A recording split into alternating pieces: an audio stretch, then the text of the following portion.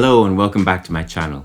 So if you just bought a new gimbal, an RS3, RS3 Pro, RS4, RS4 Pro, and you're trying to figure out how to balance it, you've definitely come to the right video. So as someone who's shot thousands and thousands of stock clips throughout the years, mainly on the gimbals, on the different iterations of the DJI gimbals, I've done hundreds and hundreds and hundreds of balancing sessions or balancing moves on the gimbal. So I wanted to just give you some of my tips and tricks and best practices for balancing your gimbal and making sure you have a nice clean balance so you can get nice smooth footage. So join me after the break and let's get that balance right.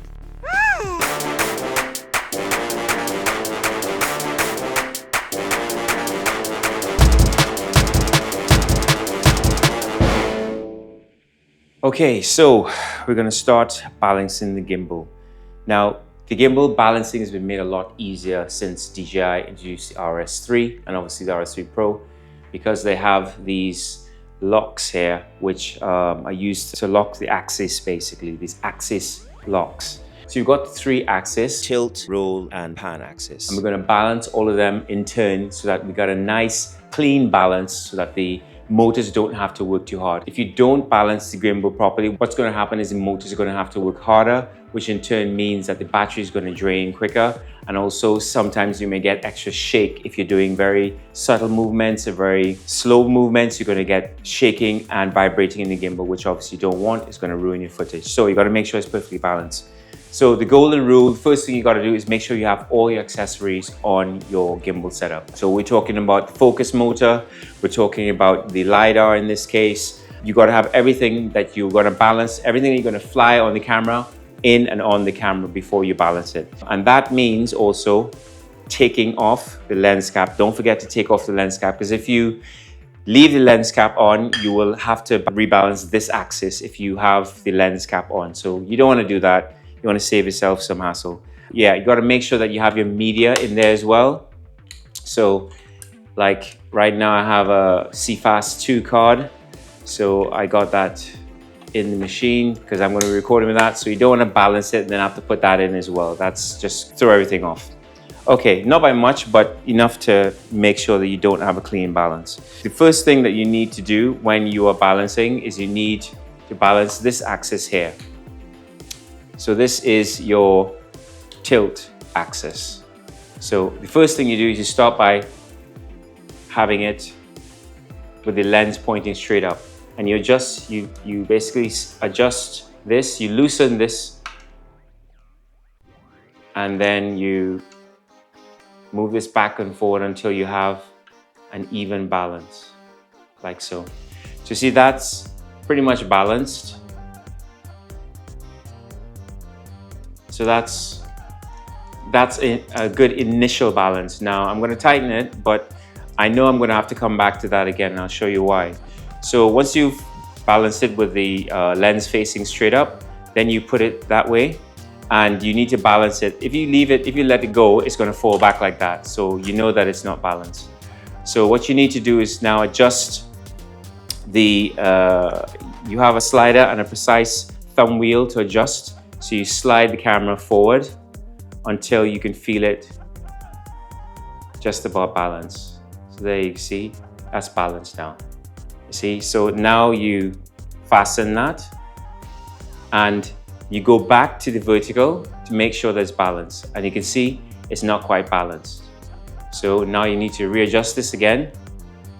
And when you're doing it, you got to remember to put this hand, or whichever other hand is free, under the camera, and you lift, you push it up so that it can easily slide along this arm here. Because if you don't, it's going to be grating and it's going to be difficult to get it along. So you push underneath, you push it up, and you slide it ever so slightly until it balances. So you keep on sliding it in the direction until you get a nice balance. Oop, that's gone too far now. So slacken this a bit, loosen this, and then lift it, and then you keep on doing it. You see, you do it until it's balanced. So now that's balanced. Okay, so tighten that again on that arm, and then you put it back to horizontal again. Okay, so there. So I mean that looks, so yeah, that's good. So In that position, it's balanced. When you put it horizontally, again, it's balanced. So you know you got a good balance there. So now what you do is you lock that axis. You go to the roll axis, which is this one here. You let it go. You can see, wow, that's clearly not balanced. Right, so what you want to do is you loosen this fastener for this arm. And again, you put your hand under the camera and you lift this way. You lift and shift. Lift and shift until it feels balanced. So see, that's nicely balanced there. So you can lock that off now. Right, and then the third one you need to do is this one here. And this is a bit more tricky. So with this one, you actually need to tilt the camera to the side. And then what you're trying to do is actually kind of still balanced from the last lens. So I don't really need to adjust it too much, but you can still adjust it slightly, because what you want to do is have it, if I take this off, you want it to be nice and balanced and steady when you're at an angle. So that one, okay, let me take it. It's like pretty much balanced, but I'm just going to take it out of balance just so you can see what it's like when it's not balanced. So let's put it back. So that's what it looks like when it's not balanced. So what you want to do now is, again, you slide it along until the camera can kind of stay in that position like that. And then you can consider that balanced. And then you fasten it, or you should put it down. So you spread your tripod legs, put it down, and you fasten. So now all axes are balanced.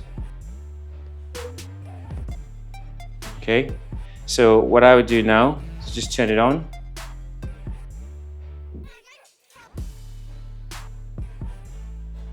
Right, and then what you do is you check for the balance.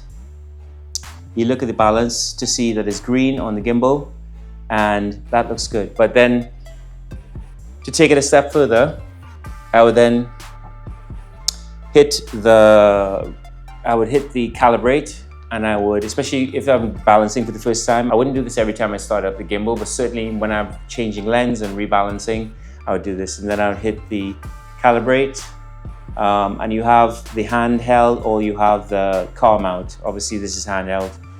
So let's go with that. And it's going to go through the actions of balancing. It makes a lot of noise, it vibrates, sounds ugly, but it's doing a good thing. So we'll let it do its bit. And then once it's done, then that's it. Okay, so now it should be ready to go.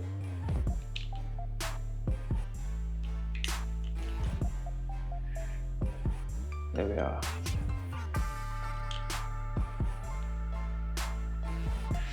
Okay.